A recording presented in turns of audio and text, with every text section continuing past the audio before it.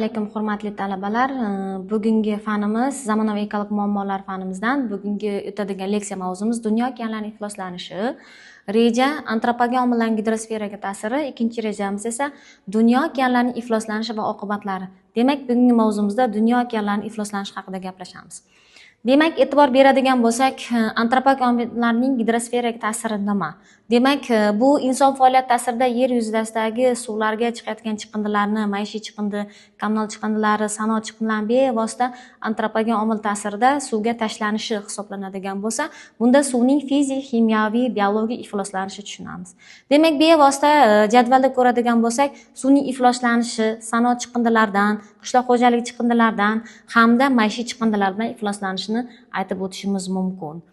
Demak, bugungi diagrammamizda okeanlarning ifloslanishi nimalarga e'tibor berish kerak? Demak, inson faoliyati natijasida okean suvlarining zaharli moddalar bilan ifloslanishi, ya'ni kimyoviy elementlarning tushishi, undan tashqari nafaqat dengiz hayoti, balki iqlimiga ham, uni yashaydigan faunasi, florasiga ham okeanlarning ifloslanishiga boyaga tushayotgan chiqindilarning salbiy ta'sirini ko'rsatishi mumkin.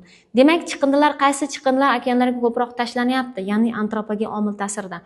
Birinchidan plastmassa chiqindilar, ikkinchidan maishiy va sanoat chiqindilar, uchinchi radiatsiya chiqindilar hamda kimyo moddalarning tushishi, neft to'kilishlari natijasida bugungi kunda dunyo okeanlarining ifloslanishi global miqyosda bo'lyapti.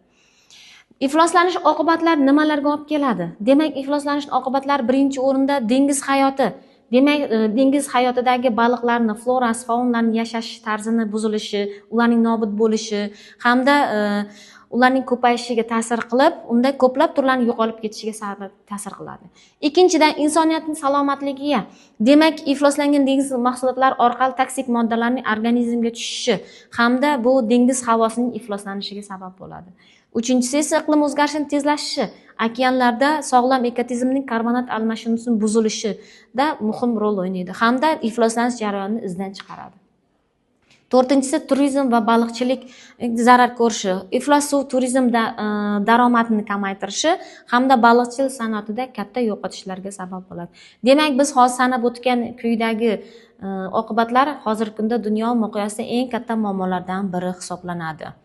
Hozir ko'rib turganimizdek, mana dunyo miqyosida okeanlarning chiqindilar bilan, plastmassa chiqindilar bilan to'lib turgan rasmida dunyo okeani ifloslanuvchi manbalarning o'zi eng xavflilari turi va xili haqida gaplashadigan bo'lsa, eng xavflilari plastmassa chiqindilar, kimyoviy oqavalar, neft to'kilishi, sanoat chiqindilar hamda oqava suvlar hisoblanadi. Ming afsuski, hozirgi kunda ko'pgina daryolarga zavod korxonalardan chiqindi oqava suvlarning to'g'ridan to'g'ri oqizilishi, plastmassa chiqindilarni to'g'ridan to'g'ri suvlarga tashlanishi va daryo suvlari orqali okeanlarga tushishi hisobiga katta maydondagi okeanlarning ifloslanishiga sabab bo'lyapti.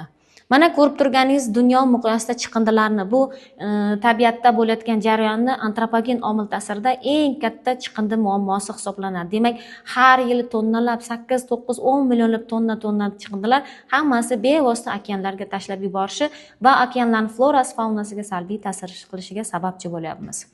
Hozir ko'rib turganingiz dunyo okeanlarida ifloslanish natijasida toshbaqalarni bevosita turli xil chiqindilarga o'rlab qolishi, ularni iste'mol qilishi, baliqlarning ommaviy ravishda nobud bo'lishiga bu chiqindilarni ta'siri hisoblanadi.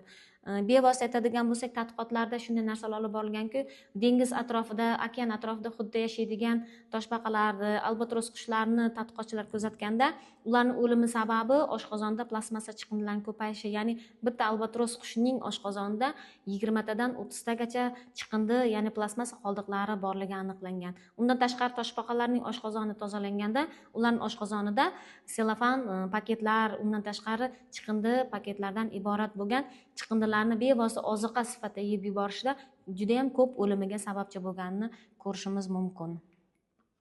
Mana ko'rib turganingizdek, dunyo bo'yicha okeanlarning qirg'oq bo'yidagi chiqindilar bir martalik chiqindilik va ko'p bor ishlatiladigan chiqindilar bilan to'lgan hisoblanib, har yil okeanlarga dunyo miqyosida 8-10 millionga plastik chiqindi tushadi. Hozirgi baholarga ko'ra, dunyo okeaniga 75-199 million tonna plastmassa chiqindi hozirgi kunda aynan okeanlarda mavjudligini ko'rishimiz mumkin.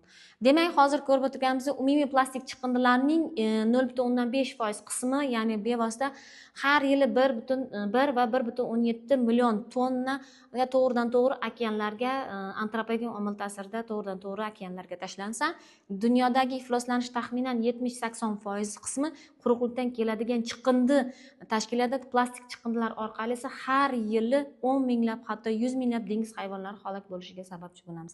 Mana rasmda ko'rib turganingizdek, dengiz toshbaqasini bevosita chiqindilarning oziqa sifatida oziqlanishi va ularning nobud bo'lishiga bevosita sababchi bo'layotganimizni yana bir bor ko'rishimiz mumkin.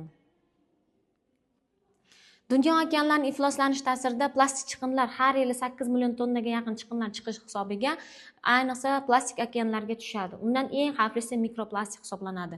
Demak, plastikning juda mayda zarrachalar, ya'ni suv hayvonlar tomonidan yutiladi va bu bevosita insonning ovqat ratsioniga, oziq-ovqat zanjiriga kelib, insonning oziqa zanjiriga ta'sir qilib, bevosita insonga ham salbiy ta'sir ko'rsatadi.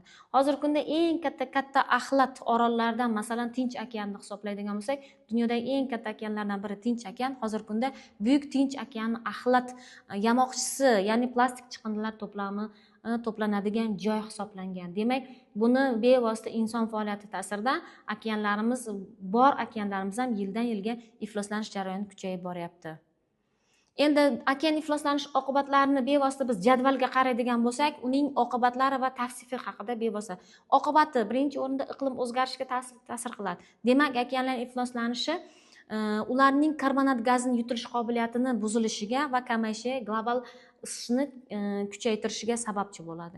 Ikkinchi, biologik xilma-xillikning kamayishi. Bu deganda bevosita baliq, dengiz o'tlari, marjon liflari hamda boshqa organizmlar nobud bo'lishiga sabab bo'ladi. Uchinchi esa inson salomatligiga tahdid. Darhaqiqat, ifloslangan baliq va dengiz mahsulotlari orqali insonlar zararli moddalarga duchor bo'lishi ko'p holatlarda kuzatilyapti.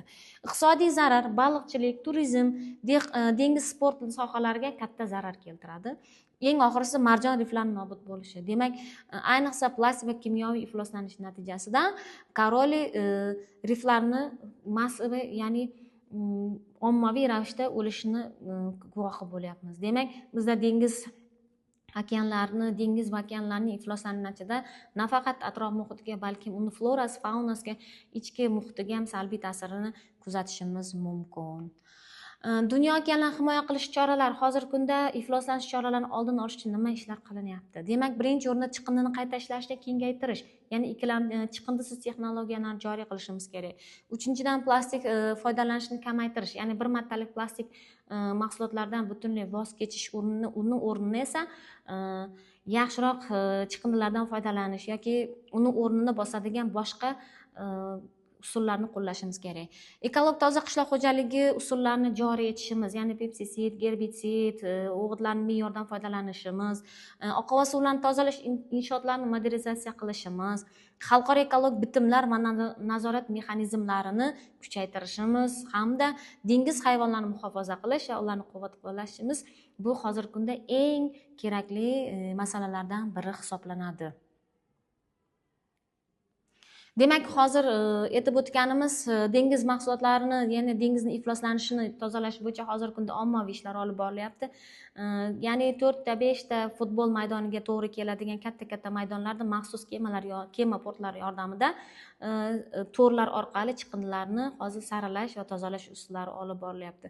Agar biz bu dengiz, okeanlarni tozalamasak, ular florasi, faunasi nobud bo'ladi va atmosferani o'zgarishiga sababchi bo'lamiz hamda dengiz muhitining ifloslanishi, ularning yashash muhitini buzishimiz nafaqat hayvonot dunyosini, balkim insoniyat olamiga ham salbiy ta'sir ko'rsatamiz. Demak, biz dunyo okeanlar ifloslanishini oldini olish uchun birinchi o'rinda har bir fuqaro burchi va vazifasi ekanligini hamda tabiatni asrashni har bir insonning burchi ekanligini unutmasligimiz kerak. Demak, bugungi mavzumiz shundan iborat. E'tiboringiz uchun rahmat.